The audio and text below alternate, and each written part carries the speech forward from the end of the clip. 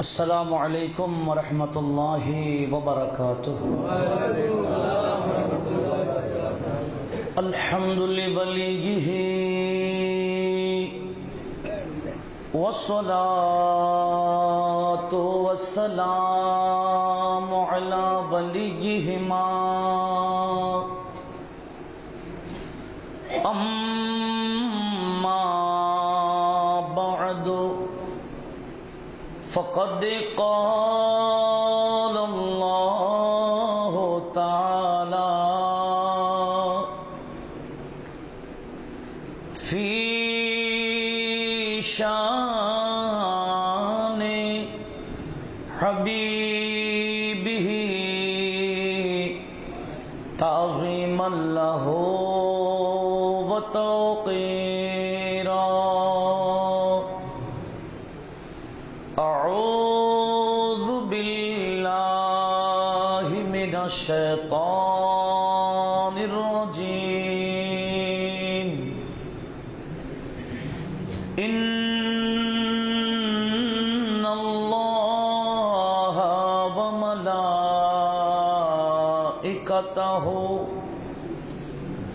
یصلون علی النبی یا ایھا الذین آمنوا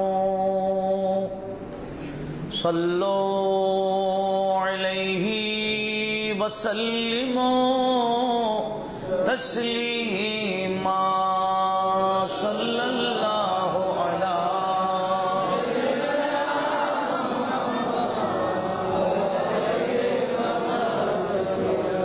اللہم صلی علی مولانا محمد وعلی آل سیدنا۔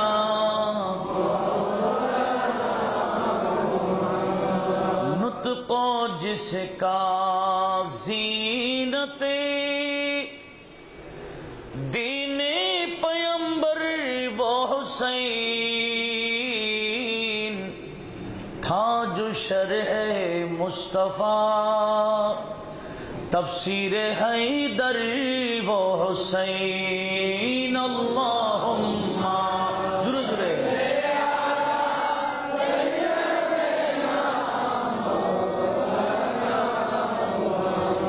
وعلی آل سیدنا۔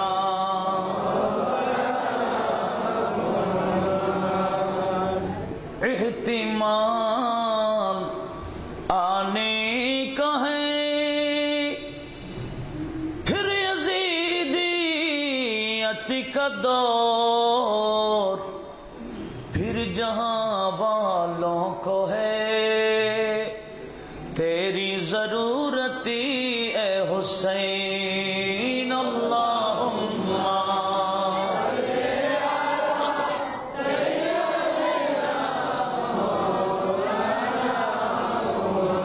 وعلی آل سیدنا۔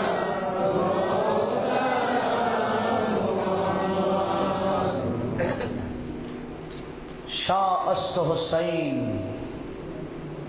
پادشاہ است حسین، دین است حسین، دی پناہ است حسین۔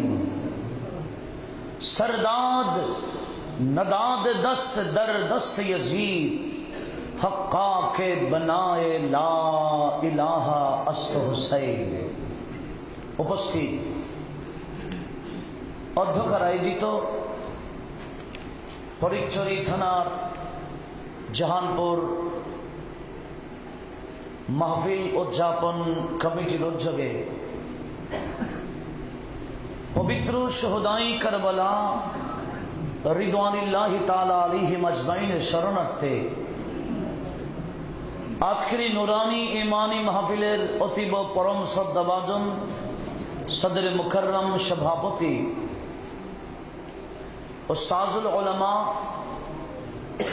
সনদুল উলামা محقق زمان অধ্যক্ষ শাহ সফি আল্লামা সৈয়দ মোহাম্মদ নুরুল মুনব্বর সাহেব কিবলা মুদ্দাজিল্লুহ এতক্ষণ যাবৎ অতীব গুরুত্বপূর্ণ আলোচনা পেশ করে গেলেন। আমার অতীব শ্রদ্ধাভাজন শুধু দোহাজারি জামের জুরি রাসবিয়া আসিজিয়া রহমানিয়া ডিগ্রি মাদ্রাসার সুদক্ষ অধ্যক্ষ মুফতি আহলে সুন্নাহ উস্তাজুল উলামা হুজুর আল্লামা আলহাজ মুফতি আহমদ হুসাইন আল কাদরি সাহেব কিবলা জিদা হায়াতুহ। আজকের অনুষ্ঠানের সম্মানিত অতিথি হযরতুল হাজ আল্লামা মাওলানা ইসমাইল আল কাদরি সহ আপনারা দেখতে পাচ্ছেন মাশাআল্লাহ স্টেজ ভরপুর উলামায়ে আহলে সুন্নতের তশরিফ আবরিতে। আমি মাহফিল পরিচালনা পরিষদের পক্ষ থেকে হযরতে উলামায়ে আহলে সুন্নতের শুভ আগমনকে মোবারকবাদ ধন্যবাদ জানাচ্ছি এবং আমার সামনে বসা আমার অতীব শ্রদ্ধাভাজন মুরব্বী সমাজ, যুব সমাজ, সর্বস্তরের মুসলিম মিল্লাত রহমানি ওয়া রাহিমাকুমুল্লাহ, আল্লাহ পাক সুবহানাহু ওয়া তাআলার দরবারে শুকরিয়া আদায় করছি। বাস্তবিক মুমিন হলে, ঈমানদার হলে, ঈমানের দাবি হলো যারা আমাদেরকে ঈমান বখশিশ করেছেন, যাদের রক্ত ঢেলে দিয়ে এই পর্যন্ত আহলে সুন্নাহ ওয়াল জামাত বিদ্যমান আছেন, সেই হযরতে শুহাদায়ে কারবালার অবশ্যই স্মরণ, এটা ঈমানের দাবি। আর যাদের ঈমান নাই, এমনি মুসলমান, এদের কোনো প্রয়োজন নাই আওলাদ রাসূলের স্মরণ করা, ঠিক না বেঠি? আবার শুহাদায়ে কারবালার মাহফিল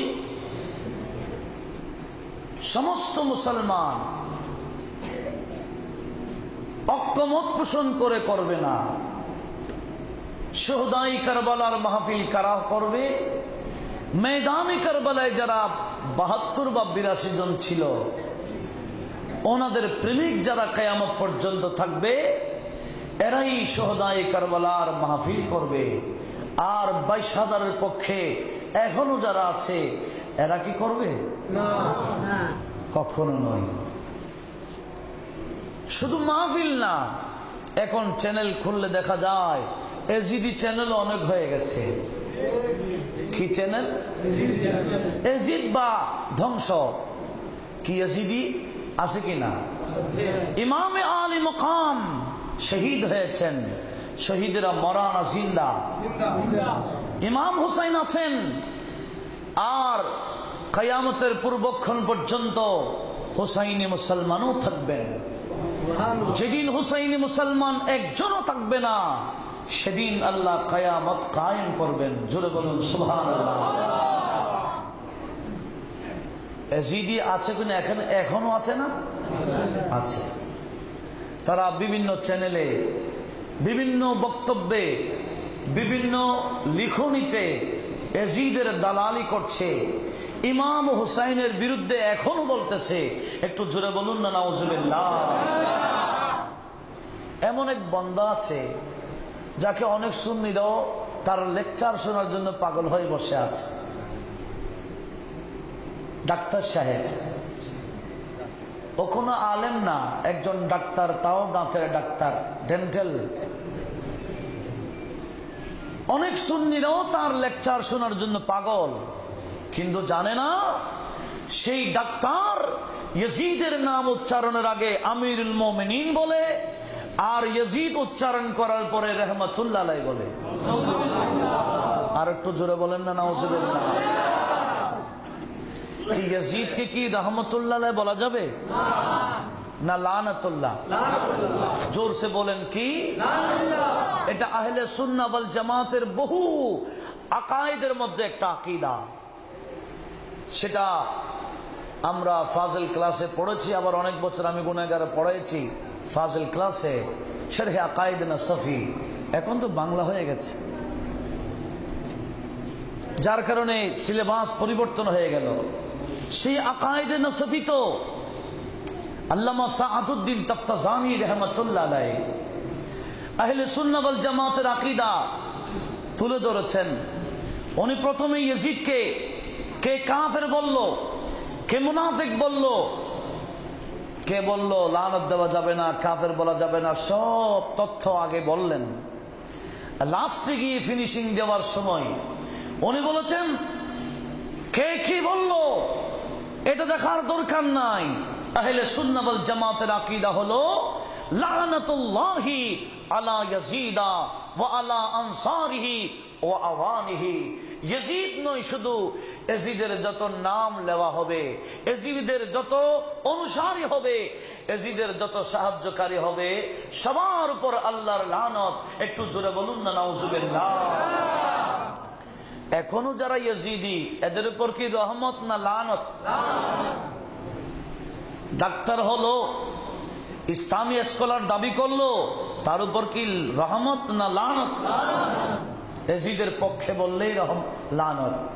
শুধু তাই না, বড় বড় ডক্টরেট, উনি তো ডাক্তার, অনেক ডক্টরেটও ইয়াজিদের পক্ষে কথা বলে। আমি বলছি না নাম, একদিন আমাদের ইউনিভার্সিটিতে ক্লাসের মধ্যে হল একটা, এই চট্টগ্রাম ইউনিভার্সিটির কথা বলছি। এক ডক্টর, সেও বলছে, তখন তো আমরা আলেম পাশ করে গেলাম, খবরদার ইয়াজিদকে তোমরা খারাপ বলিও না, ইয়াজিদের জীবনের গুনাহ মাফ হয়ে গেছে। আমরা বললাম স্যার ছোটবেলা থেকে শুনে আসছি ইয়াজিদের উপর লানত, আপনি কি বলছেন এগুলা? বলে না, বুখারী শরীফের হাদিস আছে। কোন শরীফ? আপনারা আমাকে একটু সহযোগিতা করতে হবে। কোথাকার দলিল দিল? আমরা তো লাজবাব, বুখারী তো আমরা পড়ি নাই, কারণ মাত্র কখন ইন্টার করে গেলাম, বুখারী পড়া হয় মাস্টার সেকেন্ড ইয়ারে, আমরা তো তখন বুখারী পড়ি নাই।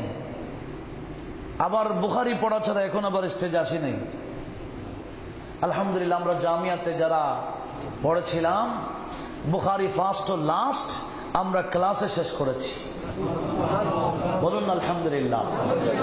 আমি গুনাহগারের কাছে বুখারী শরীফের একটা স্বতন্ত্র নোট আছে, ইনশাআল্লাহ আমার ক্ষুদ্র জ্ঞানে আহলে সুন্নাহ ওয়াল জামাতের সাথে যত বাতিল ফিরকা আছে এদের যে দ্বিমত দেখা যায়, আমি গুনাহগার একটা একটা করে বুখারী শরীফ থেকে আহলে সুন্নাহ ওয়াল জামাতের সব দলিল ইনশাআল্লাহ উপস্থাপন করতে পারবো। বলুন সুবহানাল্লাহ। বুখারী শরীফে সব আছে কিনা? কিন্তু পড়তে হবে। এখন তো অনেকে বুখারী ছাড়া কিছু বোঝে না, বুখারী শরীফ একটা দিলে অবস্থা কাহিল হয়ে যাবে, কারণ সে তো বুখারী বলে বাংলা। এ কথা ঠিক না বেঠিক? যেদিন থেকে বাংলা বুখারী হয়ে গেল সেদিন থেকে ফিতনা শুরু হয়ে গেল। বুখারী যতদিন বাংলা ছিল না তখন মুসলমানদের এরকম ফিতনা ছিল না। বুখারী যখন বাংলা হয়ে গেল, বাংলা বুখারী পড়ে পড়ে মানুষ গুমরা হয়ে যাচ্ছে। একটু আওয়াজে বলুন না নাউজুবিল্লাহ। কি বলতে চাচ্ছিলাম? ইয়াজিদের জীবন গুনাহ মাফ, দলিল কই? বুখারী। আমরা লাজবাব, কিছু বলার নাই। হ্যাঁ, যখন আল্লাহ তৌফিক দিয়েছিলেন বুখারী পড়লাম, পাইলাম হাদিসটা একটু শোনার দরকার নেই? এটা মনে রাখা দরকার, বর্তমানে বেশি দরকার। হাদিসটা বুখারী শরীফ 409 এবং 10 পৃষ্ঠায় একাধিক হাদিস আছে। কত? 409 এবং 10-এ এই বিষয়ে একাধিক হাদিসে পাক আছে। সেটা হলো, একদিন আমার নবীজিকে হযরতে আনাস বিন মালিকের খালাম্মা উম্মে হারাম বিনতে মিলহান দাওয়াত দিয়েছেন।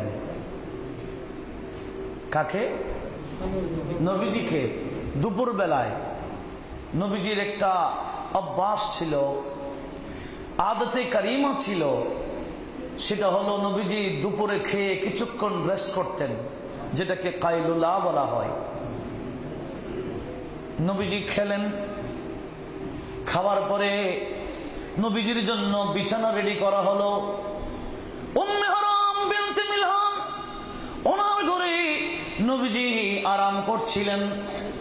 কিছুক্ষণ নবীজি আরাম করে যখন জাগ্রত হয়ে গেলেন, খাটের মধ্যে বসে নবীজি মুস্কি মুস্কি হাসেন। জোরে বলুন সুবহানাল্লাহ। কোন কারণ ছাড়া মানুষ কি হাসে? আর কারণ ছাড়া যে হাসে তার নাম কি? পাগল। ঠিক না? পাগল কারণ ছাড়া হাসে, কারোর সাথে কথা বলে না, এমনি নিজে নিজে বলে। দেখেন নবীজি হাসছিলেন, সাহাবায়ে কেরাম তো বাআদব বসেছিলেন, উম্মে হারাম বিনতে মিলহানও আছেন। উনি বাআদব দাঁড়িয়ে বললেন, ইয়া রাসূলুল্লাহ, ইয়া হাবিবাল্লাহ, নিশ্চয় আপনি কিছু স্বপ্ন দেখেছেন, ভালো কিছু দেখেছেন, নতুবা আপনি হাসতেছেন কেন? কি দেখেছেন একটু বলেন। জোরে বলুন সুবহানাল্লাহ। আমরাও স্বপ্ন দেখি, নবীজিও স্বপ্ন দেখেন। আমাদের স্বপ্ন দুটোটা, নবীজির স্বপ্ন আমাদের স্বপ্ন কি এক? আমরা কি স্বপ্নকে দলিল হিসেবে উপস্থাপন করতে পারবো? আমাদের কারো স্বপ্ন কি দলিল? কিন্তু আমাদের নবী না, সমস্ত নবীদের স্বপ্ন এটা শরীয়তের দলিল, এটা স্বপ্ন নয়। রুয়াল আম্বিয়ায়ে বাহয়ুন, সমস্ত নবীদের স্বপ্ন আল্লাহ প্রদত্ত ওহী। একটু জোরে বলুন সুবহানাল্লাহ। তখন সাহাবারা জিজ্ঞেস করলেন, ইয়া রাসূলুল্লাহ, কি দেখেছেন? নবীজি বললেন, আমি দেখতেছি আমার উম্মতের একটা দল সমুদ্রের পথে মুলকে রোম রাজ্যের মধ্যে সাগর পথে এরা দলবদ্ধভাবে গিয়ে সে রোম শহরের মধ্যে ইসলামের পতাকা উড্ডীন করে দিয়েছেন। জোরে বলুন সুবহানাল্লাহ। রোম দেশ, সাম্রাজ্য, রোম রাজ্য তৎকালীন আমেরিকা এবং রাশিয়ার মতো। বর্তমান আমেরিকা এবং রাশিয়ার যে পজিশন, তৎকালীন রোম রাজ্য এবং সাম্রাজ্য গোটা বিশ্বের মধ্যে তাদের পাওয়ার ততটুকু ছিল। এখন নবীজি বলছেন, আমি দেখলাম আমার উম্মত কোথায় চলে গেল? রোম দেশে গিয়ে ইসলাম প্রচার করে দিয়েছেন। এটা কি নবী দেখেছেন না আল্লাহ দেখাইছেন? যারা গিয়ে ইসলামের পতাকা উড্ডীন করেছেন আমার নবী দেখলেন, এরা কি যাবে না? তখন আমার নবী একটা হাদিসে পাক বলে দিলেন, এই হাদিসটাই ওই ইয়াজিদিদের দলিল। একটু লক্ষ্য করুন হাদিসে পাকে নবীজি কি বললেন, এ আমার সাহাবারা, যে স্বপ্ন আমি দেখলাম কায়সার শহরে রোম রাজ্যে আমার উম্মতে যারাই সর্বপ্রথম জিহাদে যাবে, আমি নবী তাদের জন্য শুভ সংবাদ দিচ্ছি, শোনো শোনো। নবীজি বললেন, আউয়ালু জাইশিন মিন উম্মতি ইয়াগজুনা মদিনাতা কায়সারা মাগফুরুন লাহুম। আমি নবী বলে দিলাম, ওই যুদ্ধে সর্বপ্রথম যারা যাবে এরা যত বড় পাপিষ্ঠ হোক না কেন, মাগফুরুন লাহুম, আমি নবী ঘোষণা দিলাম আল্লাহ তার জীবনের গুনাহ মাফ করে দেবেন। উচ্চ আওয়াজে বলেন সুবহানাল্লাহ। কি বললেন? ওই যুদ্ধে সর্বপ্রথম যারা যাবে তাদের জীবনের গুনাহ। তখন উম্মে হারাম বিনতে মিলহান দাঁড়িয়ে বলে, হুজুর উদউলি আন আকুনা মিনহুম। ইয়া রাসূলুল্লাহ, আপনি একটু দোয়া করে দেন না, আমি যাতে ওই দল যারা সর্বপ্রথম কুস্তুনতুনিয়াতে জিহাদে যাবে, আমি মহিলাও তাদের খেদমতে যেতে পারি। একটু জোরে বলুন না সুবহানাল্লাহ। দেখেন বুখারী শরীফ উল্টান দলিল দিলাম 409 এবং 10।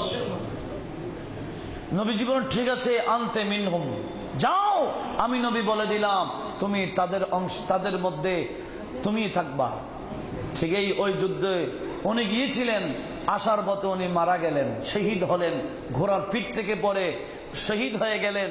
সেখানে ওনার মাজার আল্লামা ইবনে হাজার আল আসকালানী ফাতহুল বারি শরহে সহিহুল বুখারীতে নোট করছেন, উম্মে হারাম বিনতে মিলহানের মাজারে পাক সেখানে হয়েছে। দূর দূরান্ত থেকে মুসলমান এসে ওনার মাজার জিয়ারত করে এবং ফায়দা হাসিল করে। দেখেন, এখন এই ইয়াজিদিরা দলিল দিচ্ছে, নবীজি বলেছেন সর্বপ্রথম কায়সার শহরে যারা যাবে তাদের জীবনের গুনাহ মাফ। সেই যুদ্ধে ইয়াজিদ ছিল। কথা বোঝা যায়? কি বলছিল? নবীজির শুভ সংবাদের মধ্যে কে আছে? ইয়াজিদ। কি আপনারা দুর্বল হয়ে গেছেন মনে হয়? এগুলা বেশি দরকার বর্তমান সমাজে জেনে রাখা। ইয়াজিদ তাদের মধ্যে ছিল, যার কারণে ইয়াজিদ যত বড় পাপিষ্ঠ হোক না কেন নবীজির ফরমান অনুযায়ী তার জীবনের গুনাহ মাফ। এবার বলেন, বুখারী শরীফ থেকে দলিল দিল ইয়াজিদের জীবনের গুনাহ মাফ, কি বলবেন? উত্তর জানার দরকার আছে না? অবশ্যই দরকার। আমাদেরকে এগুলা বলেছে, শুনুন। তাহলে হাদিসে পাকে তো ইয়াজিদের নাম আছে, নাই বলেন না? নবীজি বলেন সর্বপ্রথম যারা যাবে তাদের জীবনের গুনাহ মাফ। এবার আসুন, সর্বপ্রথম যারা গিয়েছিল তাদের মধ্যে ইয়াজিদ ছিল কিনা? তথ্য পাওয়া গেল সর্বপ্রথম জিহাদ হয়েছিল কায়সার শহরের মধ্যে 46 বা 47 হিজরি সনে। ওই যুদ্ধে ইয়াজিদের আব্বা হযরতে আমিরে মুআবিয়ার নেতৃত্বে জিহাদ হয়েছিল। সেখানে ইয়াজিদের আব্বা ছিল, ইয়াজিদ ছিল না। উচ্চ আওয়াজে বলেন নাউজুবিল্লাহ। কে ছিল? ইয়াজিদের আব্বা ইয়াজিদকে ডেকেছিল, বাবা চলো আমরা রোম রাজ্যে যাচ্ছি। ইয়াজিদ বলছে, বাবা আমি অসুস্থ, আমি যেতে পারবো না। বাহানা দল্ল, বলে ঠিক আছে আমরা জায়গা। ওদিকে রোম রাজ্যে জিহাদ করতে গিয়ে সাহাবাই কারাম তাবেঈন আযম ওনারা বড় দুর্ভিক্ষের মতো পড়ে গেছেন, খাবার পানীয় বস্তু শেষ, কি করব, অনেক কষ্টের মধ্যে ছিলেন। এই খবর যখন দামেস্কে আসলো, ইয়াজিদ শুনতে পেল, সে খুশি হয়ে একটা কসিদা লিখলো, কবিতা লিখলো, বলে আমি যাই নাই, ভালো হয়েছে, আমার বান্দি নিয়ে আমি আরামে আছি, যারা গেছে বড় কষ্টে আছে, আমি কষ্ট থেকে আমি লাগাব পাইলাম, আমি নাজাত পাইলাম। একটু জোরে বলুন না নাউজুবিল্লাহ। সেই যুদ্ধের মধ্যে ইয়াজিদ কি ছিল? না বলেন না। আমার নবী কি শুভ সংবাদ যারাই কুস্তুনতুনিয়াতে যাবে, কায়সার শহরে যাবে, সবার গুনাহ মাফ এরকম বলেছেন? না, প্রথমে যারা যাবে। এবার আসুন, কায়সার শহরে, কুস্তুনতুনিয়া শহরে ইয়াজিদ গিয়েছিল ঠিক। ইয়াজিদ প্রথমবার যায় নাই, আরো 9-10 বছর পরে 57 হিজরি সনে ইয়াজিদ সে কায়সার শহরে গিয়েছিল। 9-10 বছর আগে সর্বপ্রথম যারা গিয়েছিল এদের মধ্যে ইয়াজিদ ছিল না। আর আমার নবীর শুভ সংবাদ তো সর্বপ্রথম যারা গিয়েছিলেন তাদের জন্য, যারা পরবর্তী গিয়েছে তাদের জন্য সংবাদ নাই, ঠিক না বেঠিক? এখন এই বুখারী শরীফের হাদিস উপস্থাপন করে বলছে ইয়াজিদের জীবনের গুনাহ মাফ। তাহলে এই হাদিসের ব্যাখ্যা ঠিক না অপব্যাখ্যা? কোরআনও এক, হাদিসে বুখারী শরীফ ঠিক আছে, কিন্তু ব্যাখ্যা করতে গিয়ে উলট পালট করে দেয়, ঠিক না? ফিতনা হচ্ছে ব্যাখ্যায়। সেজন্য সুন্নি জনতা সতর্কতা থাকা দরকার। ইয়াজিদ সে বড় লম্পট ছিল, দুশ্চরিত্রের অধিকারী ছিল।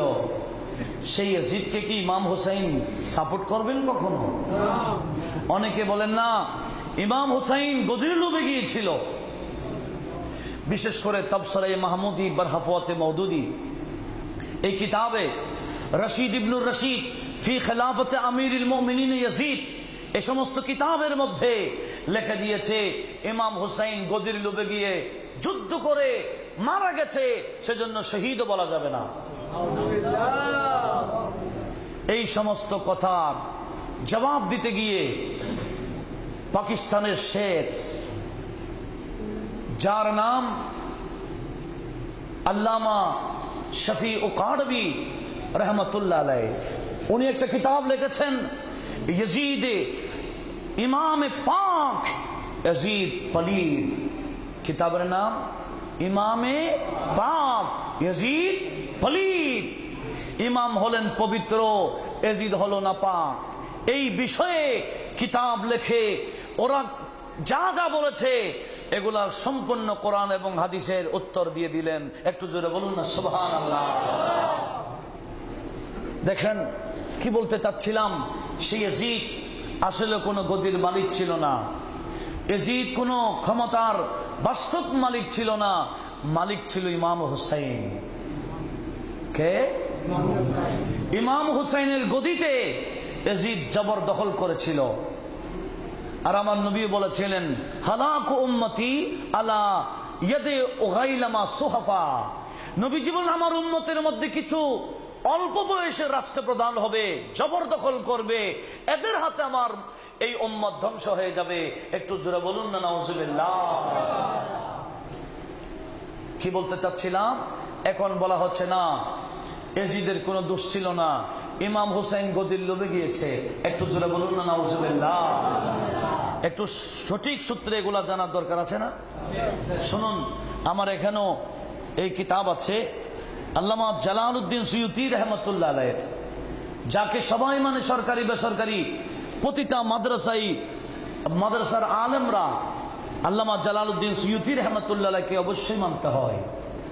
তাফসীরে জালালাইন পড়ে, এটাও ওনার একটা কিতাব তারিখুল খুলাফা, আরবি কিতাব। এখানে সঠিক সূত্রে আল্লামা জালালউদ্দিন সুয়ুতী রহমতুল্লাহ আলাইহি বয়ান দিয়েছেন। আমিও সে আন্দাজে বয়ান দিতে চাই সংক্ষেপ সময়ে। আল্লাহ সবাইকে বোঝার তৌফিক দান করুক। একটু জোরে বলুন না আমিন। তিরমিজি শরীফের হাদিস, আমার নবী বললেন আল খিলাফাতু মিন বাদি 30 সানা সুম্মা তাসিরু মুলকিয়া। নবীজি বলেন উম্মত, আমার ইন্তেকালের পরে আমার খেলাফত, আমার প্রতিনিধিত্ব করতে পারবে রাষ্ট্রপ্রধান হওয়ার মাধ্যমে। আমার খেলাফত জারি থাকবে লাগাতার 30 বছর।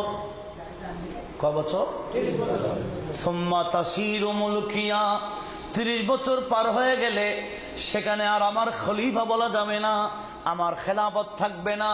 30 বছর পার হয়ে গেলে তখন রাজত্ব এসে যাবে, তাকে সুলতান বলা যাবে, মালিক বলা যাবে, আমির বলা যাবে, বাদশাহ বলা যাবে, তাকে খলিফা বলা যাবে না।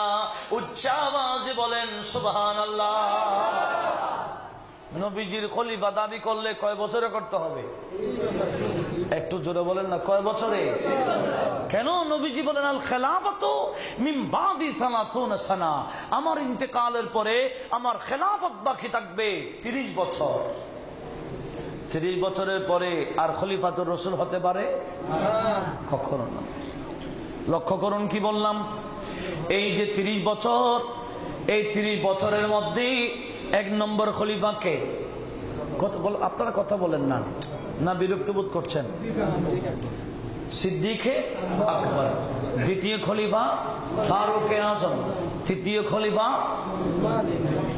চতুর্থ খলিফা মাওলা আলী শের খোদা। কয়জন গেল? আর মাওলা আলীকে যেদিন এক খারেজি শহীদ করে দিচ্ছিল রমজানের 20 তারিখ দিবাগত রাত, শেষ দশকের প্রথম রাত, শেষ দশকের প্রথম রাত, ওই খারেজিদের একজন ইমাম ছিল যার নাম বড় সুন্দর ছিল, দেখতে বড় সুন্দর ছিল, লম্বা লম্বা দাড়ি ছিল, জুব্বা পড়তো, বেশি বেশি নামাজ পড়তো। এই খারেজিদের ইমাম ছিল।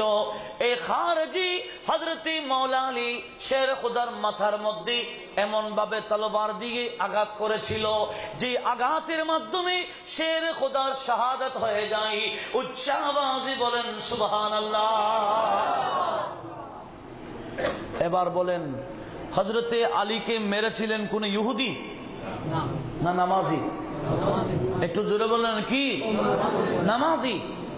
কোন খ্রিস্টান নয়, কোন নামের বিধর্মী নয়। হযরত আলীকে যারা মেরেছিল এরাও নামাজি ছিল। কেমন নামাজ?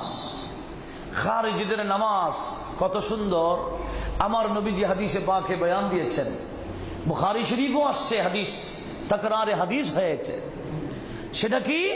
আমার নবী বলেন, আমার সাহাবা, আমার উম্মতের মধ্যে কিছু খারেজি হবে, আয় খারেজ আনিল ইসলাম, ইসলাম থেকে বের হয়ে যাবে। এরা কিরকম জানো? ইউসাল্লুন, এরা নামাজ পড়বে, ওয়ায়াকিরু আহাদুকুম সালাতাহু মা সালাতিহিম। তোমরা খারেজিরা এত সুন্দর নামাজ পড়বে, খারেজিদের নামাজের সামনে আয় আমার সাহাবারা তোমরা মনে করবে তোমাদের নামাজ কিছুই না। উচ্চ আওয়াজে বলেন সুবহানাল্লাহ। খারেজিদের নামাজ বেশি সুন্দর, কথা বোঝা যায়? খারেজিদের নামাজ কি? শুধু তাই না, এরা বেশি সুন্দর রোজা রাখবে। এ আমার সাহাবা, ইয়াহকিরু আহাদুকুম সাওমাহু মা সিয়ামিহিম, তোমাদের মধ্যে কেউ তাদের রোজা দেখলে তোমাদের রোজা কিছুই নয় মনে করবা। ওয়াহুম ইয়াকরাউনাল কোরআন, এরা এত সুন্দর কোরআন তেলাওয়াত করবে, কোরআন তেলাওয়াত করবে মুখ থেকে, এই তেলাওয়াত তাদের এই কণ্ঠনালী দিয়ে কলব পর্যন্ত যাবে না। বেশি সুন্দর কোরআন পড়বে কিন্তু কোরআন তাদের কলবে ঢুকবে না। উচ্চ আওয়াজে বলেন নাউজুবিল্লাহ। খারেজিদের নামাজ বেশি সুন্দর, খারেজিদের রোজা বেশি সুন্দর, খারেজিদের কোরআন তেলাওয়াত বেশি সুন্দর। এরকম আমল দেখে তো অনেক সুন্নি মুসলমানও পাগল হয়ে যায় খারেজিদের পিছনে নামাজ পড়ার জন্য, ঠিক না ঠিক? লক্ষ্য করুন। শুধু তাই না, তিরমিজি শরীফে হাদিসে আছে, নবী বলেন কালামুহুম আহলা মিনাস সুখরি, এদের ভাষা একেবারে মিষ্টির চেয়ে আর বেশি, চিনির চেয়ে আর বেশি মিষ্টি হবে। ওই খারেজিদের সব ঠিক থাকবে কিন্তু কুলুবুহুম কাকুলুবিদ দিয়াবি, খারেজিদের কলব বাগের মতো হবে। উচ্চ আওয়াজে বলেন নাউজুবিল্লাহ। বাঘের কলব বেশি নরম না? কি বলেন? বাঘের কলব বেশি নরম না পাষাণ? কাউকে দেখলে কি সালাম দেয় না খায়? খাওয়া কোনো ব্যাপার না। নবীজি বলেন খারেজি এদের নামাজ সুন্দর, রোজা সুন্দর, হজ সুন্দর, তেলাওয়াত সুন্দর, কথা সুন্দর, আমল সুন্দর, কলব কিন্তু মারাত্মক। কলব কি? মানুষ মারা কোনো ব্যাপার না। যেখানে মৌলা আলী শের খোদার মতো এত বড় হাস্তিকে মেরে ফেললো, সেখানে সাধারণ মুসলমান আর কি, ঠিক না? এটা আমার নবী খারেজিদের পরিচয় দিয়েছেন। এটা হচ্ছে তাদের আমলি পরিচয়। আর একটা আকৃতিগত পরিচয় দিয়েছেন ইমাম বুখারী, নোট করেছেন বুখারী শরীফে। আমার নবী বলেন খারেজি চিনার অন্যতম আলামত গায়রুল আইনাইন, মুশাররফুল ওয়াজনাতাইন, তালিউল নাতিউল জাবহা, মাহলুকুর রাস, এগুলা খারেজিদের স্ট্রাকচার। লক্ষ্য করুন, আমার নবী বললেন খারেজি চিনার অন্যতম আলামত এদের চোখগুলা গর্ত গর্ত হবে, মুখের গালগুলা ফোলা ফোলা হবে, কুফালো ফোলা থাকবে, অনেকেই না ফুললো ফোলাই ফেলে, ঠিক না বেঠি? ফোলা না থাকলো ফোলাই ফেলে। ও মাহলুকুর রাসি, খারেজি চিনার অন্যতম আলামত হলো এদের মাথায় চুল থাকবে না, এরা নেড়া মাথা থাকবে, প্রায় সময় ডাবা ডাবা হয়ে যাবে। উচ্চ আওয়াজে বলেন নাউজুবিল্লাহ। নবীজি এত সুন্দর পরিচয় দেওয়ার পরও এখন আমরা নাম টাম পাল্টাই দিলে আসিনি না, ঠিক না বেটি? নবীজি পরিচয় দেন নাই। খারেজি চিনার আলামত কিরকম? চোখগুলো গর্ত হবে, মুখ ফোলা হবে, কোফাল ফোলা হবে, মাথার মধ্যে এমনকি গর্দনা মোটা হবে, নিস্তসাক কাপড় পরবে, একেবারে গিরার অনেক উপরে কাপড় পরবে, মাথার মধ্যে চুল থাকবে না। এগুলা খারেজি চিনার আলামত। এদের নামাজ সুন্দর হবে, কোরআন তেলাওয়াত সুন্দর, রোজা সুন্দর, কথা সুন্দর, কিন্তু ভিতরে ঈমান। ওয়াহুম ইয়ামরুকুনা মিনাদ দ্বীন কারামিয়াস সাহমা, সাম, আমার নবী বললেন যেভাবে তীর ধনুক থেকে তীর চলে গেলে আর ফিরে আসে না, খারেজিরাও এভাবে ইসলাম থেকে দিন থেকে এভাবে চলে যায়। একটু আওয়াজ দিয়ে বলুন না নাউজুবিল্লাহ। সে খারেজিরা হযরতে মাওলা আলী শের খোদাকে গালি দেয়। নাউজুবিল্লাহ বলেন না। কাকে গালি দেয়? কতগুলা দেখেন, আহলে সুন্নাত ওয়াল জামাতের ডানে একটা পার্টি আছে, বামে একটা পার্টি।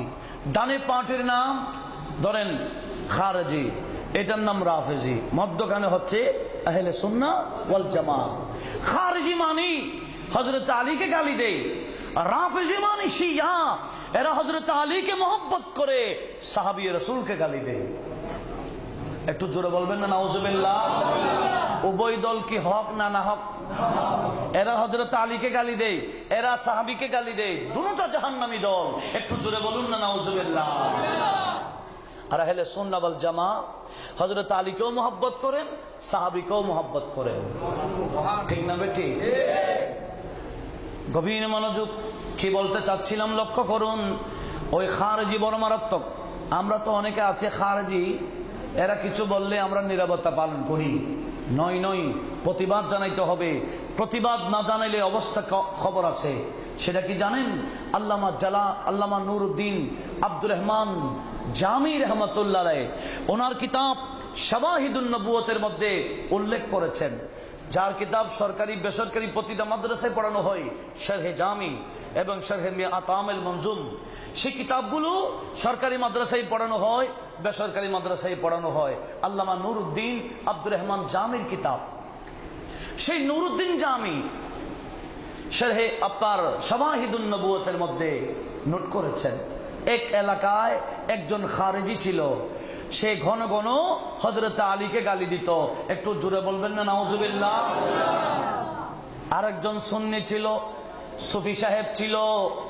ওই খারেজি যে হযরত আলীকে গালি দেয়, ওই সুন্নি সুফি শোনার পরও কোনো প্রতিবাদ করত না, নীরবতাই চলে যেত, কোন ধরনের বাধা সৃষ্টি করত না।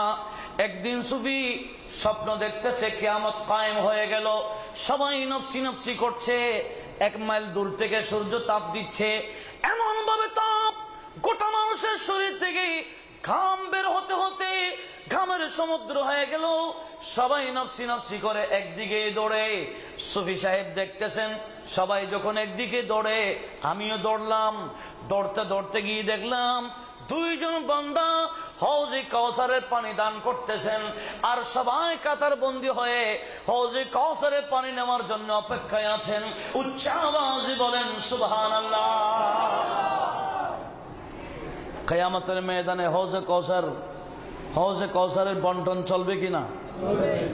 হৌজে কাউসারের মালিক বানালেন কে? আল্লাহ। কাকে? নবীজিকে বলেন না, কাকে? নবীজিকে।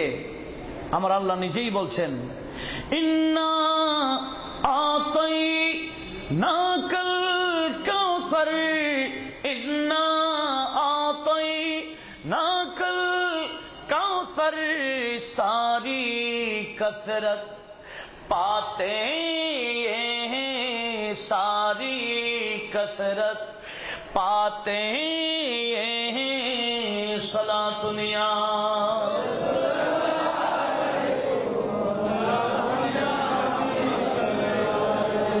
इन्ना आतैनाकल कौसर, इन्ना आतैनाकल कौसर, सारी कसरत पाते हैं, सारी कसरत पाते हैं, सलातुनिया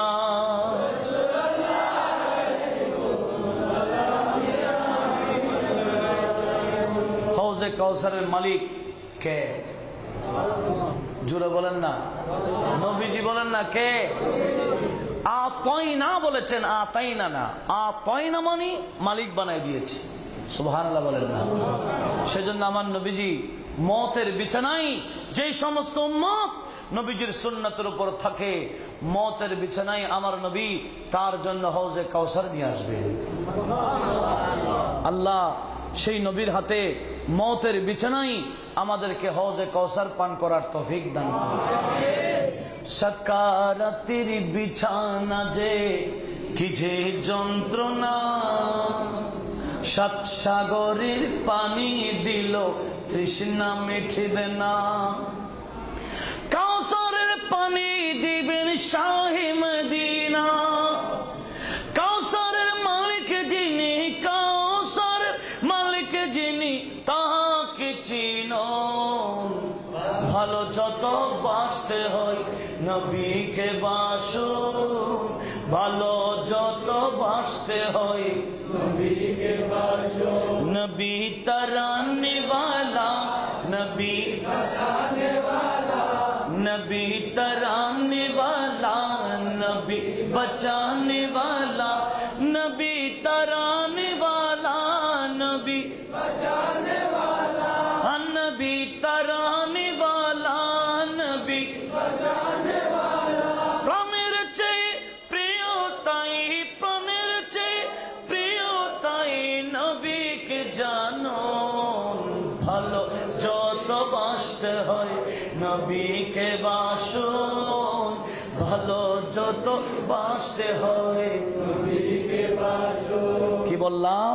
যদি নবীকে ভালোবাসেন বাস্তব, নবী সুন্নাত মোতাবেক চলার মাধ্যমে মওতের বিছানায় সেই নবীজি আমাদের জন্য হৌজে কাউসার নিয়ে আসবেন। আমিন বলেন। এটা আমার নবী নিজেই বলেছেন, ইন্নী মুআইদুকুমুল হাউদা, উম্মত আমার, আমি তোমাদেরকে হৌজে কাউসারের ওয়াদা দিয়ে দিলাম। সুবহানাল্লাহ বলেন না? দেখেন ওই সুফি সাহেব স্বপ্ন দেখলো কি, মানুষ কাতার বন্দী হয়ে যাচ্ছে, আর দুইজন মানুষ কি দান করছে? হৌজে কাউসারের পানি। একজনের নাম ইমামে হাসান, আরেকজনের নাম হলেন ইমামে হুসাইন। এনারা দুইজন কি দিচ্ছে? হৌজে কাউসার। সুফি সাহেব বললেন, আমিও কাতারে দাঁড়াই গেলাম, যারা যাচ্ছি তাদেরকে হৌজে কাউসার দিচ্ছে, আর আমি যেতে যেতে একেবারে শুরুতে চলে গেলাম। এবার আমার পালা যখন আসলো আমাকে দেওয়ার, হঠাৎ করে দেখলাম ইমামে হাসান ইমাম হুসাইনের মধ্যখানে আমাদের নবী তশরিফ আনলেন। উচ্চ আওয়াজে বলেন। এবার স্বপ্নের মধ্যে নবীকে দেখা গেল। এটা স্বপ্ন বলে ওড়াই দেওয়ার কি সুযোগ আছে? কারণ নবীজি বলেন, আমাকে কেউ স্বপ্ন দেখলে স্বপ্ন না, বাস্তব। মান রাআনি ফিল মানামি ফাকাদ রাআল হাক্কা লিআন্না আশ-শায়তানা লা ইয়াতামাসসালু সূরাতি।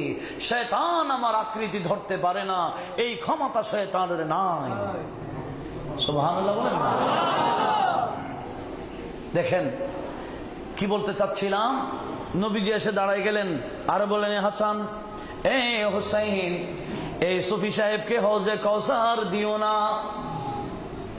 সুফি সাহেব কেন দিলাম? ইয়া রাসূলুল্লাহ, ইয়া হাবিবাল্লাহ, আমার কি দোষ? আমি তো জানামতে নামাজ কাজা করি নাই, আপনার সুন্নত তরক করি নাই, শরীয়ত মোতাবেক চলার তো আমার ইচ্ছা। ইয়া রাসূলুল্লাহ, আমার কি দোষ? কেন আমি হৌজে কাউসার পাবো না? সবাই পাচ্ছে, আমি কেন পাবো না? একটু বলেন না। নবীজি বললেন, তোমার সব ঠিক আছে, তুমি সব করো ঠিক, তোমার একটা কাজের কারণে তুমি হৌজে কাউসার পাবা না। সে কারণটা কি জানো? তোমার এলাকার এক খারেজি তোমার সামনে আমার আলীকে গালি দেই, তুমি শোনার পরও কোনো প্রতিবাদ জানাও না, এটাই তোমার দোষ। যে দোষের কারণে তুমি হৌজে কাউসার পাবা না। উচ্চ আওয়াজে বলেন নাউজুবিল্লাহ। দেখেন, শোনার পরও যদি প্রতিবাদ না জানান অবস্থা কি হয়? ওই সুফি সাহেবকে হযরত আলীকে গালি দিয়েছিল? কথা বলেন। গালি দিয়েছিল না গালি শুনেছিল? শোনা যেরকম, দেওয়া যেরকম, শোনো সেরকম। শুনলে প্রতিবাদ জানাইতে হবে। প্রতিবাদ জানাও নাই কেন? হৌজে কাউসার পাবা না। ওই সুফি সাহেব কান্না শুরু করে দিল, ইয়া রাসূলুল্লাহ আমার জিহ্বা বের হয়ে যাচ্ছে, এখন কি করলে আমি হৌজে কাউসার পাবো একটু বলেন। নবীজি বলেন একটা কাজ করলে হৌজে কাউসার পেয়ে যাবা। সে কাজ কি? নবীজির হাতে একটা তলোয়ার ছিল। নবীজি বলে, এই সুফি ধরো আমার এই তলোয়ারটা নাও। যে খারেজি আমার আলীকে গালি দেই সে এখন ঘুমের মধ্যে আছে, তুমি তার ঘরে ঢুকে আমার এই তলোয়ার দিয়ে জবে করে আমার কাছে আসলে তোমাকে হৌজে কাউসার দেওয়া হবে। উচ্চ আওয়াজে বলেন সুবহানাল্লাহ। সুফি সাহেব বলছে, আমি নবীজির দেওয়া তলোয়ার নিলাম, একটা দিলাম দৌড়, এক দৌড়ে আমি এলাকায় চলে আসলাম। ঘুমে দেখতে সেগুলা এলাকায় দেখলাম। তৎকালীন কি এরকম বিল্ডিং ছিল? এরকম উন্নত মানের দরজা ছিল? উন্নত মানের দরজা কেন দিতে হচ্ছে? টাকা বেড়ে গেছে বিদায়। টাকা বেড়ে গেলে দুনিয়া তো শান্তি নাই, খবর আখেরা তো শান্তি নাই। দুনিয়ার টেনশন, কখন ডাকাত আসে চোর আসে। যার কাছে ডেলি আনি ডেলি খায় তার ঘরে কি ডাকাত ঢুকবে? চোরও ঢুকবে না। তারা বড় আরামে দরজা খুলে ঘুমাইতে পারে। আর পয়সা হয়ে গেলে দুনিয়াই মুসিবত, আখিরাত তো মুসিবত। আল্লাহ আমাদেরকে হেফাজত করুক। তখন তো এরকম উন্নত মানের দরজা ছিল না। ওই ছবি ঢুকে গেল খারেজির ঘরে, দেখতে পেলে সে ঘুম। আর দেরি করল না, নবীজির দেওয়া তলোয়ার দিয়ে এমন ভাবে আঘাত করে দিল তার শরীর থেকে মাথা আলোক করে ফেলল। উচ্চ আওয়াজে বলেন সুবহানাল্লাহ। কোটা তলোয়ার লাল হয়ে গেল। সুফি বলল, আমি আর একটা দৌড় দিলাম, আর একটা দৌড় দিতে দেখলাম আমি আর আমার এলাকায় নাই, আবার কিয়ামতের ময়দানে আমি পৌঁছে গেলাম। উচ্চ আওয়াজে বলেন সুবহানাল্লাহ। নবীজি আমার জন্য অপেক্ষায় আছেন, হাসানাইন কারিমাইনও আছেন, পানি বন্টন করতে আছেন। নবীজি বলে, কাশ্বাস ইয়া রাসূলুল্লাহ দেখেন গোটা তলোয়ার লাল হয়ে গেছে, এগুলা সব খারেজি রক্ত। নবীজি বলেন, তলোয়ার দিয়ে ফেলো, কারণ না দিলে তো তলোয়ার বরাবর ঘুম থেকে জাগ্রত হলে হাতে থেকে যাবে, ঠিক না? কারণ ঘুমের মধ্যে আমার নবী যাকে যেটা দিয়েছেন স্বপ্নে হলো, স্বপ্ন ভাঙ্গার পরে এটা বাস্তব দেখতে পায়। অনেককে চাদর দিয়েছেন স্বপ্ন যুগে, স্বপ্ন ভাঙবার পরে চাদর বাস্তব পেয়ে গেলেন। অনেককে স্বর্ণ মুদ্রা দিয়েছেন, ঘুম ভাঙ্গার পরে স্বর্ণ মুদ্রা বাস্তব পেয়ে গেলেন। অনেককে রুটি দিয়েছেন স্বপ্ন যুগে, স্বপ্ন ভেঙে গেল, অর্ধেক স্বপ্নের মধ্যে খেলো, বাকি অর্ধেক হাতে রয়ে গেল। আমি যদি এগুলা বলতে যাই অনেক সময় প্রয়োজন। মুহাক্কিকি উলামায়ে মুহাদ্দিসিন কেরাম নোট করেছেন এগুলা, গভীর মনোযোগ। নবীজি বলেন, কি দিয়ে দাও? তলোয়ার দিয়ে ফেলো। দিয়ে ফেললেন। এবার নবীজি বলে, আমার হাসানাইন এখন দিতে পারো হৌজে কাউসার। ইমাম হাসান ইমাম হুসাইন তাকে হৌজে কাউসার দিলেন। আর ওই ছবি পজিশন নিল পান করার জন্য, কিন্তু পান করার আগে আগে ঘুম ভেঙে গেল। হেরে কি দেখলাম, কি দেখলাম, আফসোস। কেন খারেজিকে নিষেধ করি নাই? এখন আর কি ঘুম আসে? ঘুম আসে না। চটপট বাড়ি ছেড়ে মসজিদে চলে গেল। বাকি রাত মসজিদে কাটাই দিল ইবাদত বন্দেগীতে। ফজরের নামাজ বা জামাত নামাজ পড়ে জিকির আজকার করে যখন মসজিদ থেকে বের হলো, দেখতে পাচ্ছে মসজিদের বাহিরাঙ্গিনায় অনেক মানুষ। কিরে আজকে এত মানুষ কেন? তখন এলাকার মানুষ বলে, কেন আপনি শুনেন নাই? বল কি হলো? বল কি হলো? বলিয়েন না। গত রাত ওই খারেজিকে কে যেন জবে করে চলে গেছে। সুফি সাহেব বলে, কিরে জবে তো আমি করছি, আমি তো বাস্তব করি নাই, ঘুমে করছি। আবার চিন্তা করছে, তলোয়ার তো নবী দিয়েছেন, নবীর দেওয়া তলোয়ার দিয়ে জবে করেছি, ঘুমে হলো, এটা বাস্তব হয়ে গেল। কাউকে কিছু বললেন না। বাড়িতে এসে চিন্তা করতেছেন কি করা যায়, কি করা যায়। এখন দুপুর হতে না হতে পুলিশ এসে এলাকার যুবক যুবক সব ধরে নিয়ে যাচ্ছে। কাকে? খুন যেখানে পুলিশ সেখানে হবে না? যুবক যুবক নিয়ে ধরে নিয়ে যায়। এই খবর সুফি সাহেবের কাছে আসছে।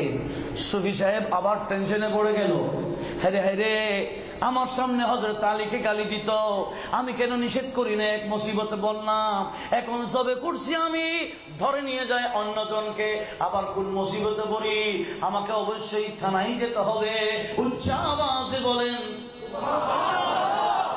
ও সুফি সাহেব কল থেকে থানায় গেলেন। ওসি সাহেবকে বললেন, ওসি সাহেব কি ব্যাপার, আপনি আমাদের এলাকার এতগুলো যুবককে ধরে নিয়ে আসছেন কেন? বলে মানে আপনার এলাকায় খুন হয়েছে আপনি জানেন না? তো ওসি সাহেব এরা কি খুনি? বলে না, রিমান্ডে দেব, খুন কে করেছে বের করে ছাড়বো। সুফি সাহেব বলে, ওসি সাহেব পারবেন না। বলে কেন? বলে এদের মধ্যে একজনও খুনি নাই। খুনি আমি। খুনি? বলে আপনি সুফি সাহেব খুন করেছেন? ওসি সাহেব খুন করেছি বাস্তবে নয়, ঘুমে। ওসি সাহেব বলে পাগলে না, ঘুমে ঘুমে চুরি জবে করছে বলে খুন করছে, এটা কি বাস্তব? মানুষ ঘুমের মধ্যে কত কিছু করে, অনেক সময় ফুটবল খেলতে গিয়ে পাটা ভেঙে ফেলে, এরকম হয় না? ঘুমে যা করে এটা তো বাস্তব ঘটে না। ওসি সাহেব ঘুমে জবে করেছি মামুলি নয়, আমার তলোয়ার দিয়ে নয়, নবীর দেওয়া তলোয়ার দিয়ে করেছি, নবীজির হুকুমে করেছি। বিস্তারিত ঘটনা যখন ওসি সাহেবের সামনে তুলে ধরলেন, ওসি সাহেব শুনে অবাক হয়ে গেলেন। বলেন, এই বান্দা হাদিসে পাক থেকে শুনেছিলাম নবীকে দেখলে বাস্তব, অস্বপ্ন স্বপ্ন নয় বাস্তব হয়ে যায়। আপনার মাধ্যমে নবীজির মুজিজা আমি প্র্যাকটিক্যাল বুঝতে পেরেছি, বিদায় আয় যে সুফি সাহেব আপনার বিচার আমি করতে পারবো না, আপনিও চলে যান, এলাকার যুবক সবাইকে নিয়ে যান। উচ্চ আওয়াজে বলেন সুবহানাল্লাহ।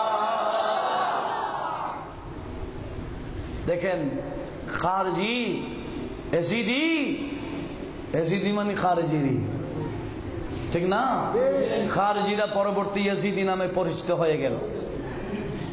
এই ইয়াজিদি এরা ইমামে আলী মাকামের বিরুদ্ধে কথা বলে, আমাদেরকে এটার অবশ্যই প্রতিবাদ জানাইতে হবে।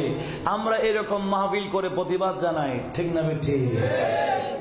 আর নতুবা মুসিবত আমাদের উপর এসে যাবে। দেখেন ওই খারজি হযরত আলীকে শহীদ করে দিল। আপনারা ভুলে গেছেন মনে হয়। কত তারিখ? দিবাগত রাত, রমজানে। আমার মনে হচ্ছে আপনারা বিরক্ত বোধ করছেন, অবস্থায় দেখা যায় না, কারণ পরিবেশটা লাগে। হযরত মাওলা আলী শের খুদার শাহাদাত হয়ে গেল, কিন্তু নবীজি যে বলেছেন আমার খেলাফত কয় বছর থাকবে, এখনো 30 বছর পূর্ণ হয় নাই। নবীজি ইন্তেকাল করেছেন রবিউল আউয়াল মাসে, এদিকে মাওলা আলী শের খুদা শহীদ হলেন রমজানে, আরো 6 মাস বাকি আছে। কয় মাস? সবাই মিলে হযরত মাওলা আলীর বড় ছেলে যার নাম ইমামে হাসান মুজতবা, ওনাকে খেলাফতের আসনে বসাই দিলেন। জোরে বলুন সুবহানাল্লাহ। উনি সুন্দরভাবে 6 মাস পরিচালনা করলেন। এবার খলিফা কয়জন হলো? কথা বলেন না। 30 বছরের ভিতরে কয়জন হলো? 5 জন। 30 বছর শেষ। এবার দেখা যায় মুসলমানের 2টা গ্রুপ হয়ে গেল। এক গ্রুপ বলছে হযরতে আলীর পরে যোগ্য নেতা হলেন আমিরে মুয়াবিয়া রাদিয়াল্লাহু তাআলা, আর একদল বলে না না, হযরতে আলীর পরে ওনার বেটা আসনে আছেন, উনি থাকবেন, দরকার বশত আমরা জিহাদ করব ওনাকে রাখার জন্য। এখন মুসলমানদের মধ্যে কয়টা গ্রুপ? এক গ্রুপ ইমামে হাসানের পক্ষে, আর এক গ্রুপ হযরতে আমিরে মুয়াবিয়ার পক্ষে। এখন ইমাম হাসান দেখতে পেলেন মানুষের গ্রুপ ভারী ভারী, যুদ্ধ করবে পজিশনে এসে গেছে। ইমাম হাসান চিন্তা করলেন, এখন তো খেলাফতের টাইম নেই, এই গদি নিয়ে আমি যুদ্ধ কেন করব?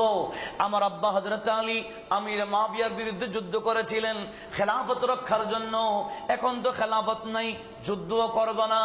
আমি হযরতে আমির মুয়াবিয়াকে ডাকবো, উনি যদি আমার কন্ডিশন মেনে নেয়, গদি ওনাকে দিয়ে আমি মদিনায় চলে যাব। উচ্চ আওয়াজে বলেন সুবহানাল্লাহ। এই ধারাবাহিক বুঝলে কারবালা বুঝবেন। গভীর মনোযোগ। হযরত আমির মুয়াবিয়াকে ডাকলেন, চুক্তি হবে। আর আমার নবী কখন বলে দিচ্ছেন লক্ষ্য করুন। বুখারী শরীফ কিতাবুল মানাকিব, মানাকিবে হাসানে এই হাদিসটা পাওয়া যায়। কোন শরীফ বললাম? বুখারী শরীফ। ইমাম হাসানের ফাজাইলের বর্ণনা করতে গিয়ে ইমাম বুখারী নোট করেছেন হাদিস। হযরত আবু বকর রাদিয়াল্লাহু তাআলা আনহু হাদিস বর্ণনা করছেন। কি জানেন? একদিন ইমাম হাসান ছোট পিচ্ছি একেবারে ঘর থেকে বের হলেন, ওদিকে নবীজি মিম্বরে রাসূলে খুতবা দিচ্ছিলেন। ইমাম হাসানকে দেখে আমার নবী খুতবা অফ করে দিলেন। বলুন না সুবহানাল্লাহ। দেখতেছেন নাতি দৌড়ে মিম্বরের দিকে আসতেছে, নবীজি ওনাকে কোলে নিয়ে ফেললেন, ছেড়ে দিলেন, আবার সাহাবার দিকে দৌড়ে, একবার সাহাবার দিকে দৌড়ে, আরেকবার নবীজির দিকে দৌড়ে, এভাবে উনি খেলছেন। আর নবীজি ওই খুতবা অফ করে নাতির খেলা দেখতেছেন। এই ফাঁকে আমার নবী বলে দিলেন, এই আমার সাহাবারা, হাদা ইবনি হাসান সাইয়্যিদুন। এই আমার সাহাবা, আজ দেখছো আমার নাতি হাসান দৌড়াদৌড়ি করছে, একবার আমার দিকে আসে, আরেকবার তোমাদের দিকে যায়। একদিন হাসান বড় হবে, সৈয়দ হবে, সরদার হবে। উচ্চ আওয়াজে বলেন হয়েছে না হবে? নবী যখন বলছিলেন, নবীজি যখন বলছেন, উনি কি সরদার হয়েছেন না হবেন? এখনো কি হয়েছে? প্রায় 40 বছর পর হবেন, 35 বছর পর। দেখেন কি বলছিলাম, আমার নবী বললেন, আমি দেখতে পাচ্ছি আমার উম্মতের মধ্যে দুইটা গ্রুপ হবে, লাআল্লাল্লাহা আইয়ুসলিহা বিহি বাইনা ফিয়াতাইন আযীমাতাইন মিনাল মুসলিমিন। আমি নবী দেখতে পাচ্ছি আমার উম্মতের মধ্যে মুসলমানের দুইটা গ্রুপ হবে, মারামারি করার আশঙ্কা হবে, আর আমার এই বেটা হাসানের মাধ্যমে আল্লাহর সমঝোতায় নিয়ে আসবেন। উচ্চ আওয়াজে বলেন সুবহানাল্লাহ। কখন মুসলমানের মধ্যে দুইটা গ্রুপ হবে, মারামারি করার আশঙ্কা হবে, আর কখন নবীজি বলে দিচ্ছেন? এটার নাম কি? যুদ্ধ হবে, মারামারি হবে, তখন কি দেখা যাচ্ছিল? এটা গায়েব। তো নবীজি সাহাবায়ে কেরামকে খবরটা কিসের খবর দিলেন? একটু জোরে বলেন না। এই গায়েবের এলাম নবীজিকে কে দিয়েছেন? আর একটু জোরে বলি, কে দিয়েছেন? আল্লাহ দিয়েছেন গায়েবের এলাম। বান্দারা মোল্লারা বিশ্বাস করে না, ঠিক না বেঠি? अव्वल आखिर सब कुछ जाने, अव्वल आखिर सब कुछ जाने, देखे करीब बाईद, गायब की खबरें देने वाला अल्लाह का वो हबीब नबी जी। अल्लाह अल्लाह जुड़े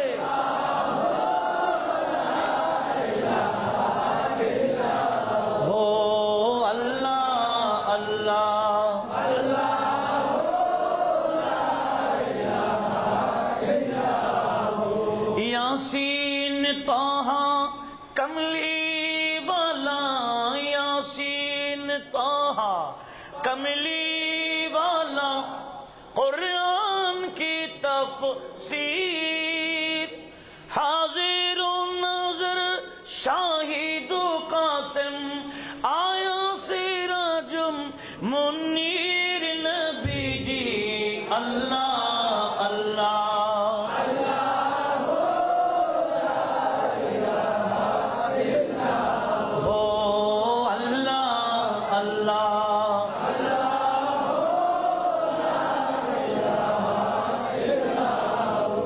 নবীজি কি জানেন না জানাই? কে জানাই নবীকে?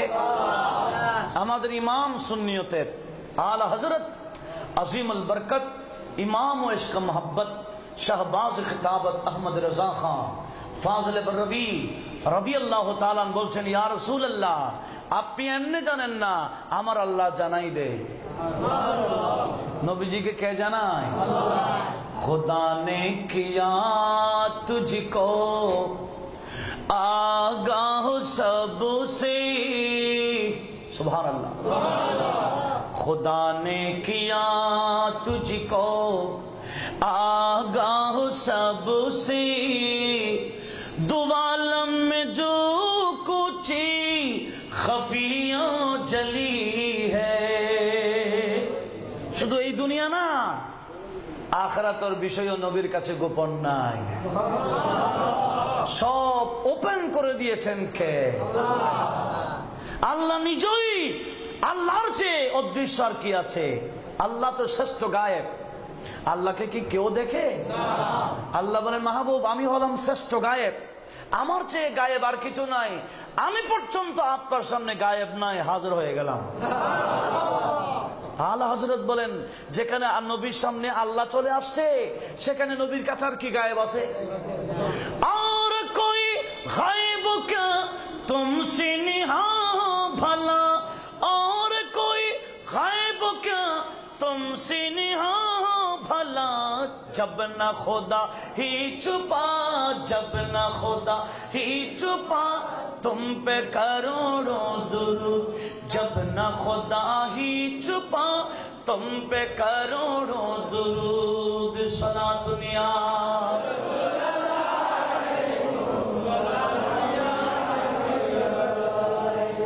কখন দুই গ্রুপ মারামারি করার আশঙ্কা, আর কখন নবীজি বলে দিচ্ছেন। একটু আওয়াজ দিয়ে বলুন না সুবহানাল্লাহ। হাদিসটা কোথায় আছে বললাম? জুড়ে বলেন না। বুখারী শরীফ ইমাম হাসানের চ্যাপ্টারে, এতটুকু বললে হবে, আর বেশি লাগবে না। বুখারী শরীফ ইমাম হাসানের চ্যাপ্টারের মধ্যে এই হাদিসটা আছে, আপনারা দলিল দিতে পারবেন ইনশাআল্লাহ। বলুন না ইনশাআল্লাহ।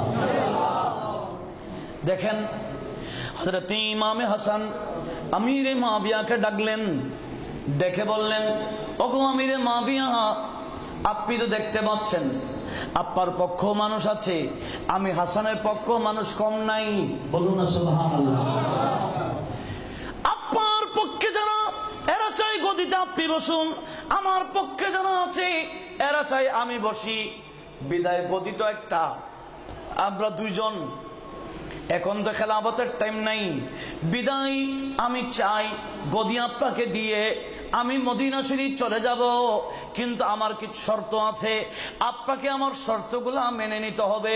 আপনি যদি মেনে নিন, আমি গদিকে আপনাকে গদিকে দিয়ে আমি আবার মদিনায় চলে যাব। সুবহানাল্লাহ। কেউ গদিতে বসতে পারলে ছাড়তে চায়? চায়?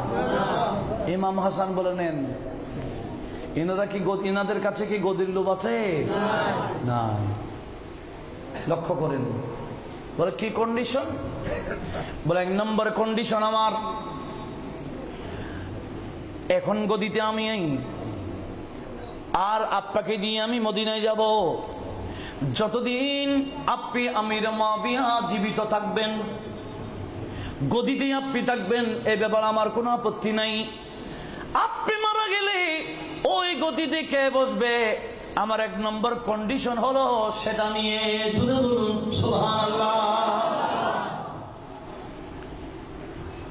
আপনি যতদিন দুনিয়াতে থাকবেন গদিতেই থাকুন, কোনো অসুবিধা নাই, কিন্তু আপনি মারা যাওয়ার পরে সেই গদিতে কে বসবে? এই চুক্তি এক নম্বর। আপনি মারা গেলে আমি হাসান যদি থাকি, গদি আমি দিয়েছি, আবার আমার কাছে এসে যাবে। সুবহানাল্লাহ। আপনাকে গদি আমি দিলাম, আর আপনি মারা গেলে আমার কাছে চলে আসবে, এটা স্বাভাবিক, ঠিক আছে। আর আমি যদি না থাকি, আমার ছোট ভাই ইমাম হুসাইন যদি থাকে, আপনার ইন্তেকালের পরে ওই গদি আমার ছোট ভাইয়ের কাছে চলে আসবে। জোরে বলুন সুবহানাল্লাহ। আমির মুয়াবিয়া বললেন ঠিক আছে, আর কোন কন্ডিশন? বলে আছে তো। বলে কি কন্ডিশন? বলে আপনার সাথে আমার আব্বার যুদ্ধ হয়েছিল জঙ্গে সিফিন। আমার আব্বার পক্ষ মানুষ ছিল, আব্বার পক্ষ ছিল। যারা আমার আব্বার পক্ষে যুদ্ধতে গিয়েছিলেন এরা আব্বার বিরুদ্ধে যুদ্ধ করেছিলেন। বলে হ্যাঁ। আপনি যখন গদিতে বসে যাবেন, আমার আব্বার পক্ষে যারা মানুষ এখনো আছে, আপনি এদের বিরুদ্ধে কোনো অ্যাকশন নিতে পারবেন না। সুবহানাল্লাহ বলেন না। ক্ষমতায় চাইলে 40-45 বছর পর অ্যাকশন নিতে পারে কিনা? জোরে বলেন পারে কিনা? দেখেন ইমাম হাসানের রাজনীতি কাকে বলে? বলে আপনার বিরুদ্ধে আমার আব্বার যুদ্ধ হয়েছিল, আমার আব্বার পক্ষে যারা ছিলেন এখনো আছেন ওনারা, আপনি এদের বিরুদ্ধে কোন অ্যাকশন নিতে পারবেন না, এটা চুক্তিতে আসতে হবে। বলে ঠিক আছে, এটাও মানলাম। একটু বলুন না সুবহানাল্লাহ। আর কোন কন্ডিশন? বলে হ্যাঁ, এতদিন আমি রাষ্ট্র পরিচালনা করেছিলাম, মাসে মাসে ভাতা নিতাম, সেই ভাতা নিয়ে আমি পরিবার চালাইতাম। আমি মদিনে চলে গেলে পরিবার কিভাবে চালাবো? আপনি মাসে মাসে আমি হাসানের নামে ভাতা পাঠাই দিতে হবে। আমির মুয়াবিয়া বলেন ঠিক আছে। এভাবে যাই বলেছেন আমির মুয়াবিয়া ঠিক আছে ঠিক আছে বলে সব সত্যায়িত করলেন। একটু জোরে বলুন না সুবহানাল্লাহ। বলে মেনে নিয়েছেন, সিগনেচার করেন।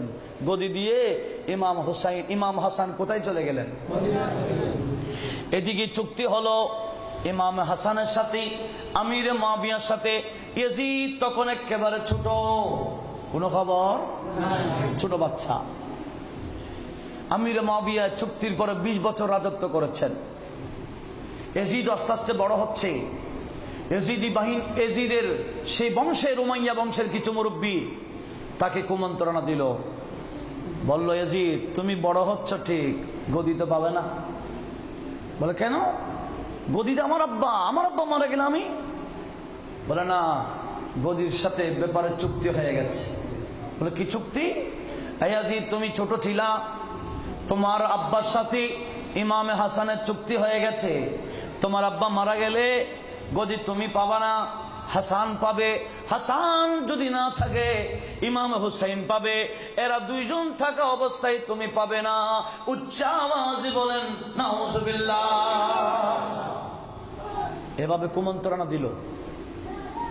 ইয়াজিদের মাথায় ঢুকলো, আচ্ছা তাহলে এই দুইজনকে সরাই দিতে হবে। দেখেন তখন ইয়াজিদ ষড়যন্ত্র শুরু করে দিল, কিভাবে ইমাম হাসানকে দুনিয়া থেকে সরাই দেওয়া যায়, কিভাবে ইমাম হুসাইনকে দুনিয়া থেকে সরাই দেওয়া যায়। এই দুইজনকে সরাই দিলে ইয়াজিদ সহজেই গদি পাবে। নাউজুবিল্লাহ।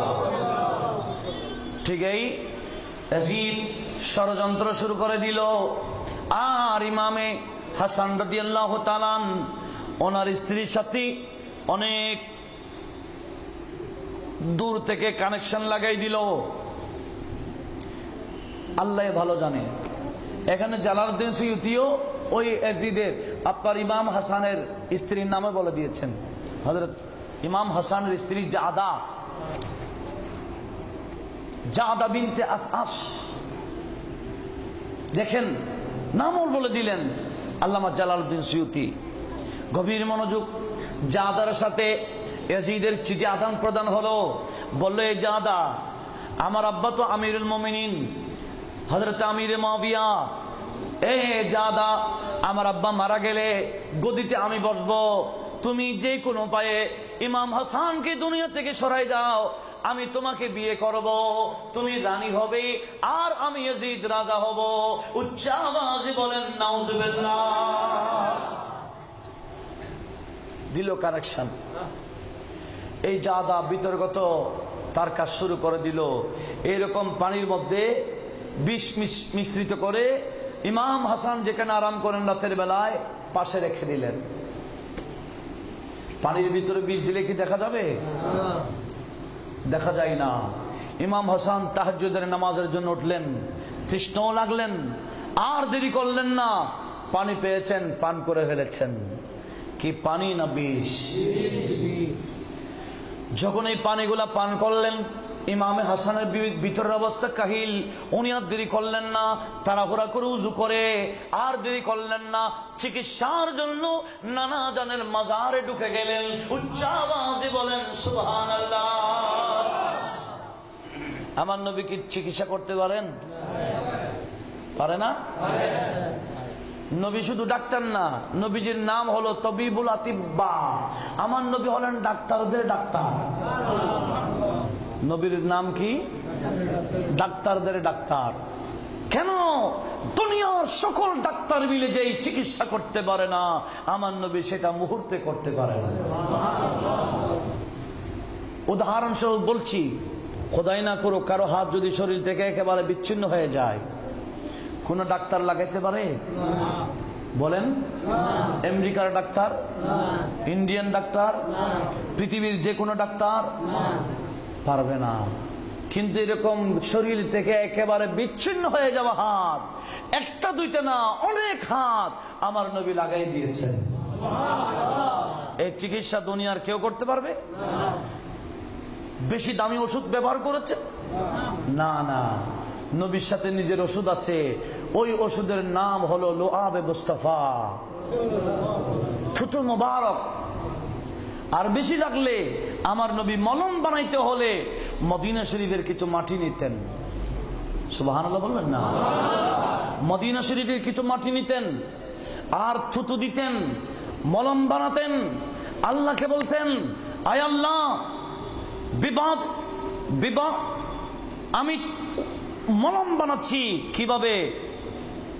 বিবাদ রিকনা ওয়া বিতুরবাতি আরদিনা ইয়াশফি সাকিবুনা বিইذن রাব্বিনা। আয় খোদা, আমি মদিনার মাটি নিলাম, আমার থুতু দিলাম, মলম বানাইলাম, এখন লাগাই দিব, তুমি আল্লাহর হুকুমে ভালো হয়ে যাবে। নবীজির থুতু না ওষুধ। কি ওষুধ? আর মদিনার মাটি না, এটা ওষুধ। ঠিক না ব্যক্তি? এখন যদি আপনি মদিনার মাটি আনতে চান, বলে বেদাত শিরক বলবে না? অথচ জান্নাতের বাগান তোমায় নবী বলেছেন, খাক শিফার অধিকারী তোমায় করেছেন, খাক শিফার অধিকারী তোমায় করেছেন।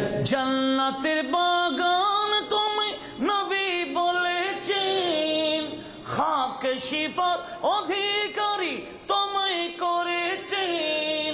তোমার বুকে শুয়ে আছেন শাহে মদিনা, তোমার বুকে শুয়ে আছেন শাহে মদিনা।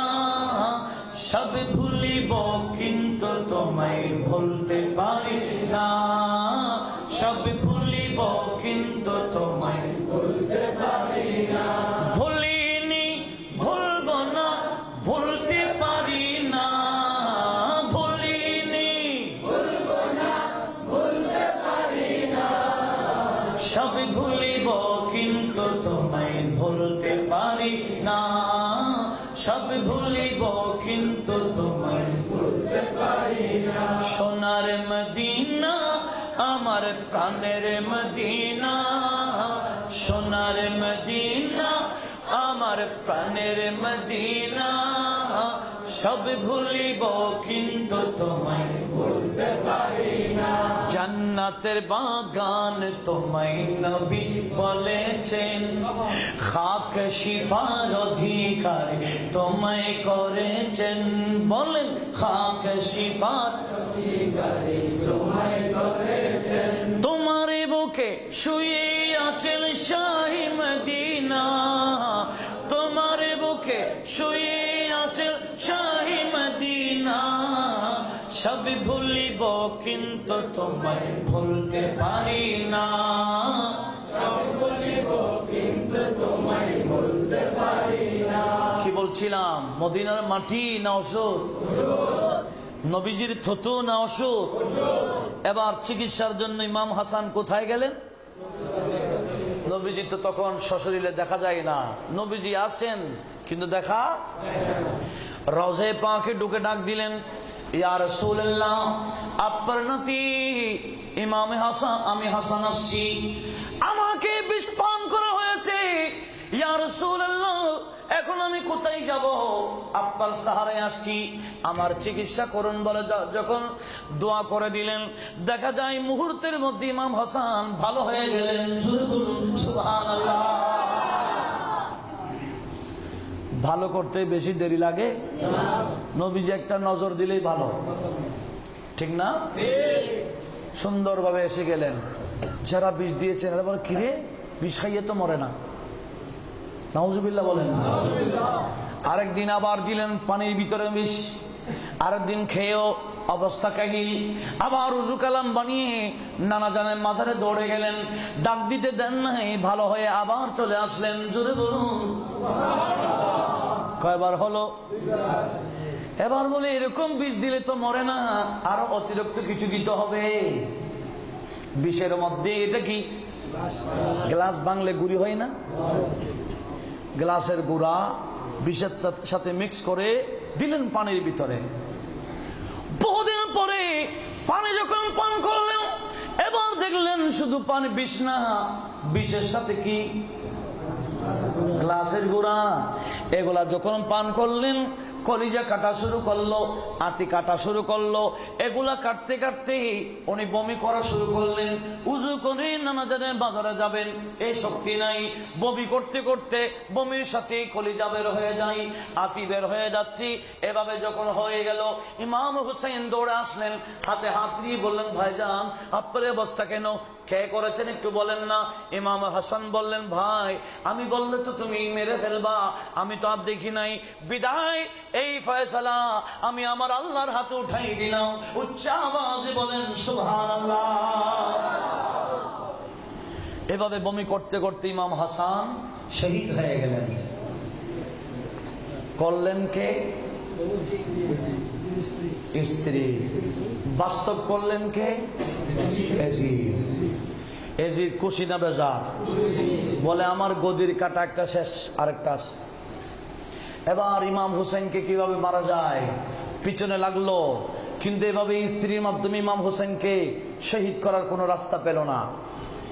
এদিকে তার আব্বা অসুস্থ, মারা যাবে মারা যাবে, গদিতে ইমাম হুসাইনের, সে কি করবে? এখন পরামর্শ নিল ওই মুরব্বীদের থেকে।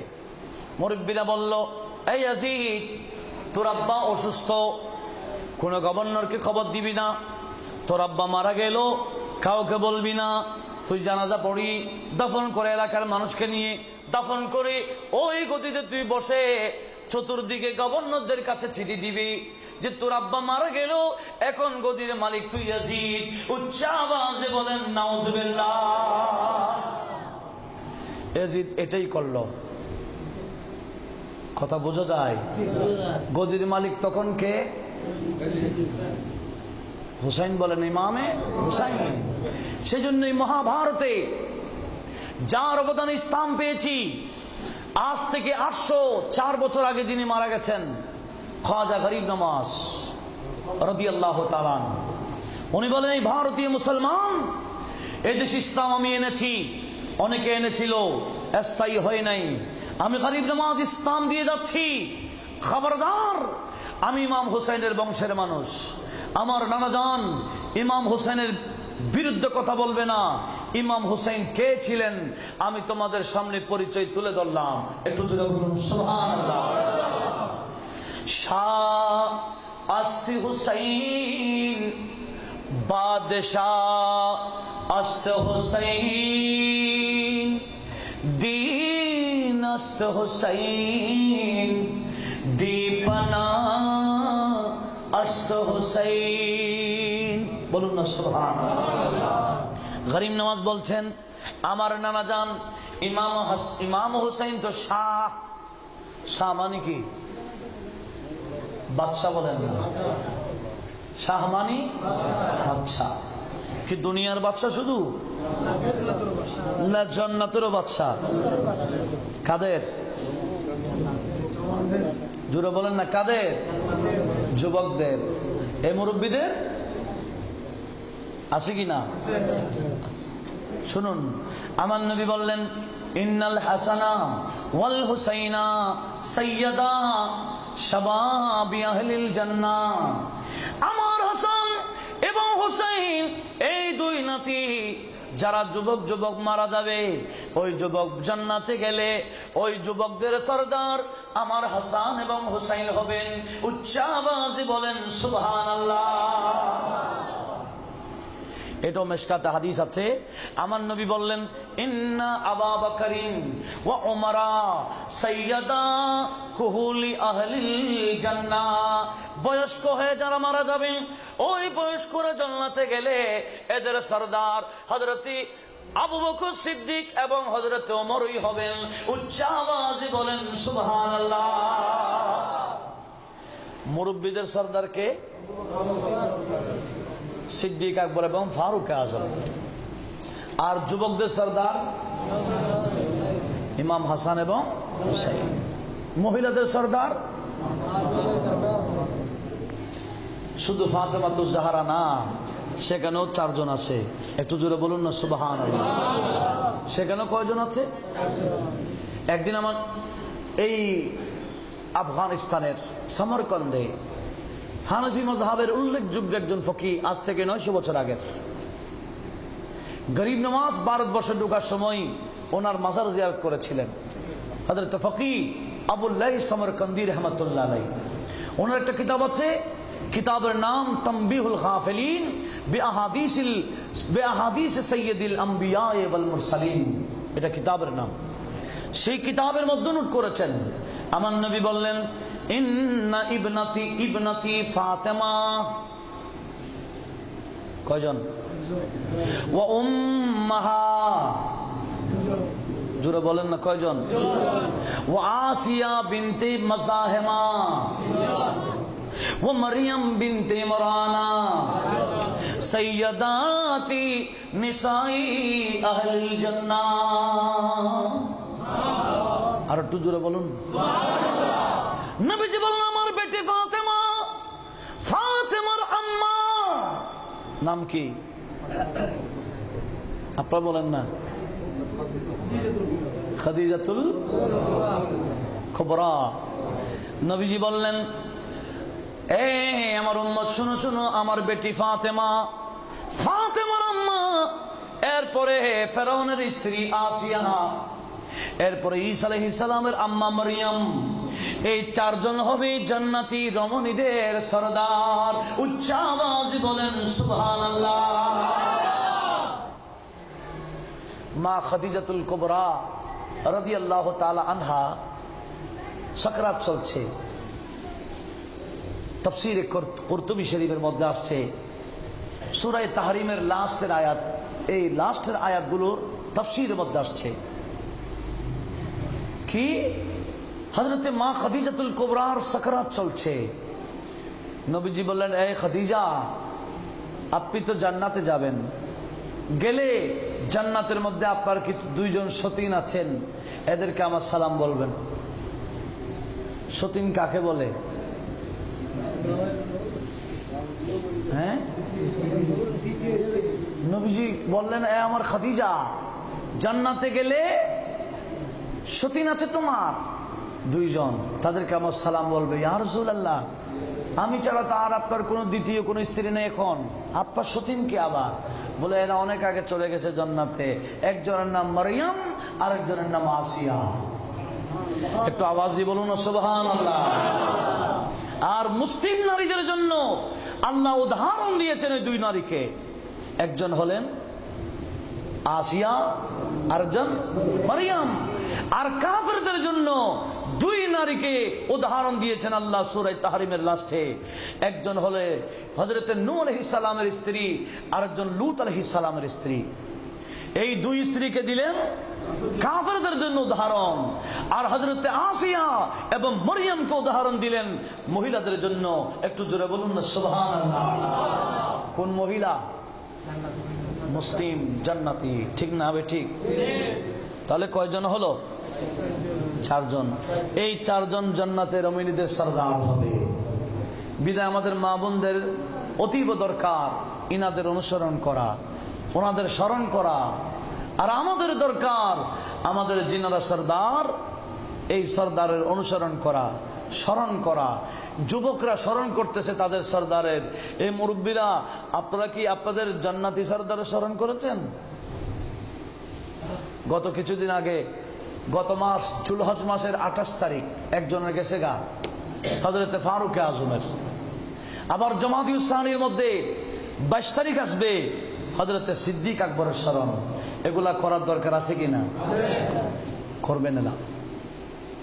তো কি বলতে চাচ্ছিলাম, গরিব নওয়াজ বললেন, শাহ আস্ত হুসাইন, আমার নানা জান, ইনি তো দুনিয়ারও বাদশাহ, আখিরাতের বাদশাহ, গদির কি দরকার? ওনার গদির মহতাজ নই, গদি চাই না। যার কারণে কি বলছিলাম, ইয়াজিদ গদিতে বসে গেল, তার আব্বা মারা গেল, কাউকে খবর দিল না। কোন গভর্নর জানে না আমির মুয়াবিয়া মারা গেছেন। গদিতে বসে সুন্দর করে ইমাম হুসাইনের গদিতে বসে এবার মদিনার গভর্নর ওয়ালিদের কাছে চিঠি দিয়ে দিল, আয় ওয়ালিদ, আমার আব্বা আমির মুয়াবিয়া মারা গেছেন, এখন গদিতে আমি বসে গেছি, আপনিও আমার পক্ষে বায়াত গ্রহণ করেন। মদিনাতে বর্তমানে আব্দুল্লাহ ইবনে জুবাইর আছেন, আব্দুল্লাহ ইবনে উমর আছেন, আবু সাঈদ খুদরি আছেন, হযরত ইমাম হাসান হুসাইন আছেন। ইনাদেরকে গভর্নর হাউসে ডেকে আমি ইয়াজিদের পক্ষে বায়াত করাই নেন। উচ্চ আওয়াজে বলেন নাউজুবিল্লাহ। আপনি এদেরকে ডেকে আমার পক্ষে কি করাই নেন, আর যদি আমাকে অস্বীকার করে দুনিয়া থেকে শেষ করে দেন। এটা কি ভালো মানুষের কথা না সন্তান আছে? ইয়াজিদ কি ভালো মানুষ ছিল? চিঠি দিল ওয়ালিদ ওনার কাছে, ইমাম হুসাইন যদি আমাকে মানে তো ভালো, না মানলে কতল করে দেন। তো গরিব নওয়াজ বলেন, ইমাম হুসাইন ওনার কাছে প্রস্তাব আসছিল ইয়াজিদের হাতে হাত দেওয়ার জন্য। কি ইমাম হুসাইন কি হাত দিয়েছেন? একটু জোরে বলেন না। আমরা তো যাকে তাকে হাত দিয়ে ফেলি। আপনাদের বিরক্ত লাগতেছে আমি দেখতেছি। রাতও যথেষ্ট হয়েছে, নামাজও বাকি আছে। সভাপতি মহোদয় আসবেন? হ্যাঁ, আজকের মাহফিলের সভাপতি মহোদয় উনি মোহাম্মদ তকিরাট এসে পৌঁছে গেছেন। আসতে কয় মিনিট লাগবে? কাজ তো চলবে 5-7 মিনিট, 10 মিনিট চলার রাস্তা আছে কেন? 10 মিনিট লাগবে না তো, 10 মিনিট চলার রাস্তা নাই তো মোহাম্মদ তকিরাট থেকে। সেজন্য আমি হুজুর আসলেই ছেড়ে দিব। হুজুর দোয়া মোনাজাত করবেন, এখানে কি হবে, নামাজ বাকি আছে। আবার নামাজ ছাড়া কেউ যাবেন না। আল্লাহ সবাইকে আমল করার তৌফিক দান করুন। কি বলছিলাম, গরিব নওয়াজ বলেন, সরদাদ নদাদে হে দস্তর দস্তে ইয়াজিদ।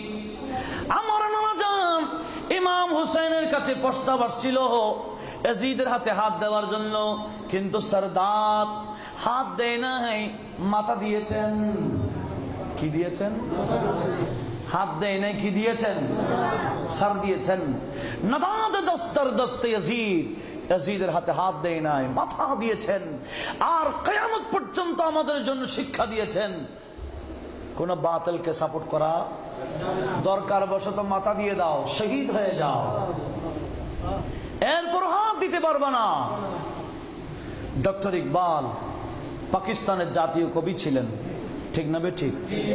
উনি বলছেন, ইয়াজিদিরা তোরা কি কাজ করলি, এখনো পর্যন্ত আমরা ভুলতে পারছি না। 1000, 1200, 1400 বছর হয়ে যাচ্ছে, এখনো আমরা ভুলতে পারছি না। হাম ভুল नहीं सकते सादात की कुर्बानी, हम भूल नहीं सकते सादात की कुर्बानी, दरबार यजीदी में यूं बात सुनाते हैं। बोलो ना सुभान अल्लाह। दरबार यजीदी में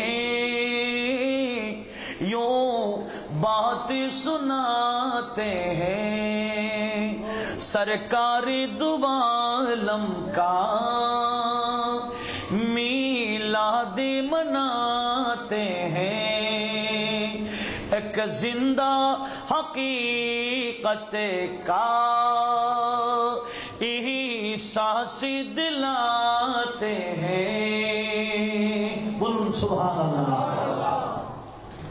देखें ডক্টর ইকবালের মতো আল্লামা, যার নামের আগে আল্লামা বলতে হয়, এখন তো আমরা যার তার নামের আগে আল্লামা লাগাই দিই, আমাদের নামের আগেও অনেকে আল্লামা লাগাই দিই।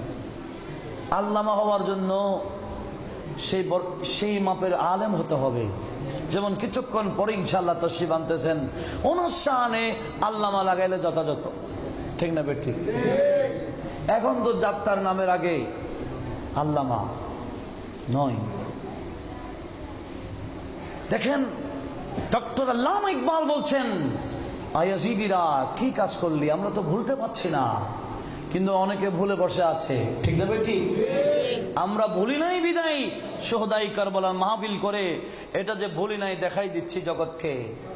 কিন্তু এই মাহফিল এই হুসাইনি মুসলমান ছাড়া ইয়াজিদি মুসলমান কি করে?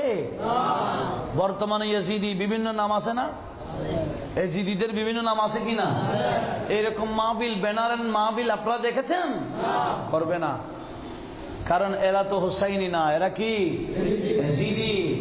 ইয়াজিদি মুসলমান চিহ্নিত করার দরকার আছে। এই হুসাইনি মুসলমান এই জান্নাতে যাবে, আর বাকিগুলো ইয়াজিদি মুসলমান যত আছে সব জাহান্নামী। আর একটাই মাত্র ফেরকা আমার নবী যে ঘোষণা দিয়েছেন, সেটার অনেক নাম আছে। এক নাম আহলে সুন্নাহ ওয়াল জামাত, অপর নাম হুসাইনি মুসলমান। জান্নাতীদের নাম কি? আহলে জান্নাত ওয়াল জামাতের অনুসারী না, এদের নাম কি? হুসাইনি। বলেন না, একটু জোরে বলেন না, কি আমরা কি ইয়াজিদি না হুসাইনি? হুসাইনি। তো হুসাইনি হলে ইমাম হুসাইনের আদর্শ বুকে ধারণ করার দরকার আছে কিনা? গান বাজনা করা, ব্যান্ড শো করা, প্যাকেজ অনুষ্ঠান করা, ডিজা করা, এগুলো তো ইয়াজিদি কালচার, ঠিক না বেটি? এখন তো আমাদের ঘরে ঘরে ইয়াজিদি কালচার আছে না? শরাব পান করা কার কালচার? ইয়াজিদের। মহিলারা বেপর্দা চলা কার কালচার? ইয়াজিদের। বেনামাজি হওয়া কালচার কার? আমরা তো হোসাইনি দাবি করি, কিন্তু কালচার কাটটানি হবে হবে না। এখন তো এমন কোন বিয়ে শাদী নাই যে বিয়ে শাদীর মধ্যে ব্যান্ড হয় না। পয়সা দিলেই বলে না ঢাকা থেকে ব্যান্ড নিয়ে আসো। আল্লাহ ইয়াজবিল্লাহ। একটু ভালো করে লক্ষ্য করুন,